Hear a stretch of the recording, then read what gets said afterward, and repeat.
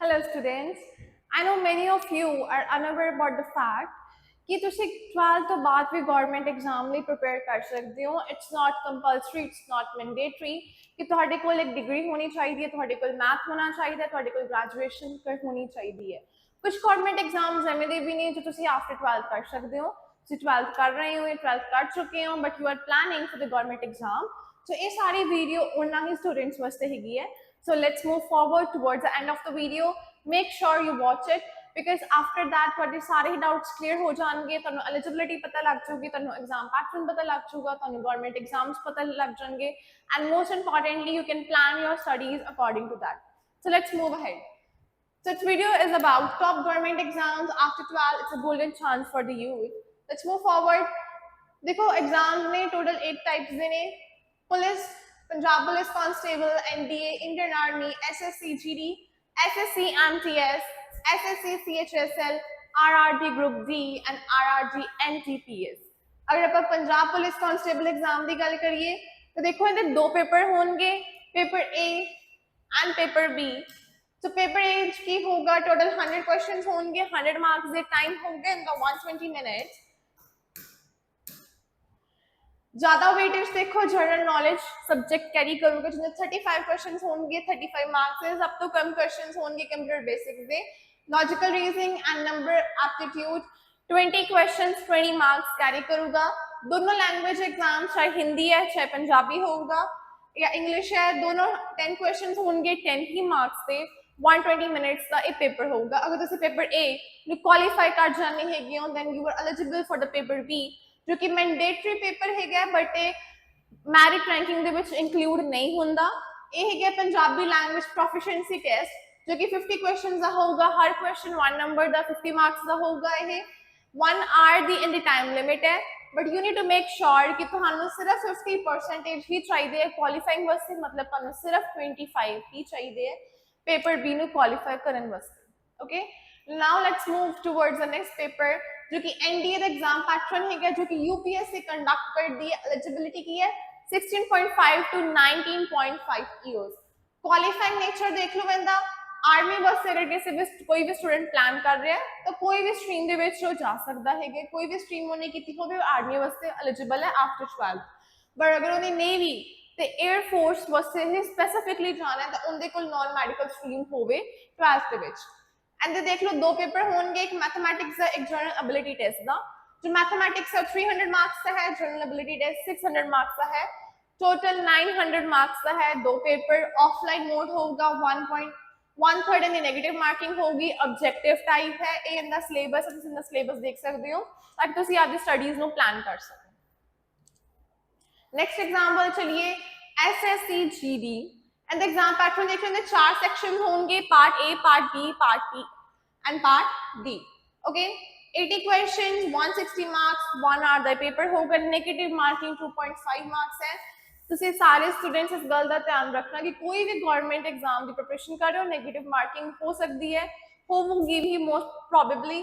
सो तुम आपका एग्जाम आपका शेड्यूल आपका सिलेबस उसी तरह ही तैयार करना। ओके, तो पार्ट ए है जनरल एबिलिटी एंड रीजनिंग का 20 क्वेश्चंस होंगे 40 मार्क्स दे। पार्ट बी होगा जनरल नॉलेज एंड अवेयरनेस का 20 क्वेश्चंस 40 मार्क्स। पार्ट सी होगा elementary mathematics and finally part D होगा language test. It's either English और Hindi depending on the language you have choosed. Okay, syllabus देख लो, GK, maths, reasoning, English और हिंदी। अगला आ गया paper MTS का जो कि कंप्यूटर बेस्ड एग्जामिनेशन है। सेक्शन 1 एंड सेक्शन 2 दो सेशंस होंगे, इन दे विच 90 क्वेश्चंस 270 मार्क्स 1.5 आवर दा यह पेपर होगा। और ध्यान रखना जो सेक्शन ए है जिन विच न्यूमेरिकल्स एंड मैथमेटिक एबिलिटीज होंगी, तो रीजनिंग एबिलिटी दी प्रॉब्लम सॉल्विंग होगी। ओके, ये 45 मार्क्स का है बट इसमें कोई भी नेगेटिव मार्किंग इंक्लूडेड नहीं। सेक्शन 2 आ गया, सेशन 2 आ गया जनरल अवेयरनेस का, तो इंग्लिश लैंग्वेज एंड कंपैरिजन का। ये भी 45 मार्क्स का होगा but in they which negative marking है 1 मार्क्स पर इनकरेक्ट आंसर्स। सो इस गल का बिल्कुल ध्यान रखा जाए। नेक्स्ट आ गया SSC CHSL computer based exam है। ऑब्जेक्टिव टाइप के क्वेश्चंस आएंगे एंड द सेशंस देख लो, general intelligence, general awareness, quantitative aptitude, English language 100 questions 200 marks, 16 minute negative marking भी हैगी 0.50 मार्क्स पर रॉन्ग आंसर। उस तो बाद आरआरडी ग्रुप डी देखो इनके दो स्टेज होंगे। स्टेज 1 होगा जो थोड़ा बेसिक एग्जाम पैटर्न है, mathematics 25 questions, general intelligence 30 questions, general science 25 questions, general awareness 20 questions, 100 questions, 100 marks, 90 minutes. Negative marking 1/3 है पर रॉन्ग आंसर। ਤੁਸੀਂ ਅਗਰ ਸਟੇਜ 1 ਨੂੰ ਕੁਆਲੀਫਾਈ ਕਰ ਜਾਣੇ ਹੈਗੇ ਹੋ ਦੈਨ ਆ ਜਾਊਗਾ ਤੁਹਾਡਾ ਟਾਇਰ 2 ਟੈਸਟ ਜੋ ਕਿ ਤੁਹਾਡਾ ਹੋਗਾ ਸਕਿੱਲ ਟੈਸਟ ਜਾਂ ਟਾਈਪਿੰਗ ਟੈਸਟ। ਤੁਹਾਡਾ ਜੋ ਟਾਇਰ 2 ਹੈ it is qualifying in the nature and is conducted based on the post you have applied for. ਇਹ ਕੰਡਕਟ ਕੀਤਾ ਜਾਊਗਾ ਤੁਹਾਡਾ ਸਕਿੱਲ ਜਾਂ typing test is based on the ਤੁਸੀਂ ਕਿਹੜੀ ਪੋਸਟ ਵਾਸਤੇ ਅਪਲਾਈ ਕੀਤਾ, ਠੀਕ ਹੈ। ਅਗਰ ਤੁਸੀਂ ਡਾਟਾ ਐਂਟਰੀ ਆਪਰੇਟਰ ਲਈ ਅਪਲਾਈ ਕੀਤਾ ਹੋਇਆ ਤਾਂ you need the typing speed of 8000 key depressions per hour on the computer. अगर जैसे DEO in C and AG लिए apply किया है then you need the 1500 key depressions per hour.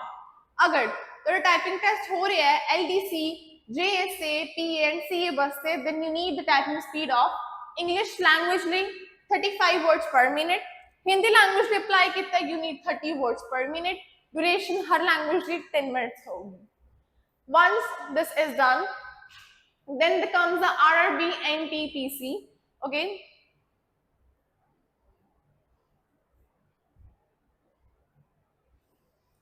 देखो इन द RRB जो है NTPC इन जो main exams जो अलग अलग गल करते हैं।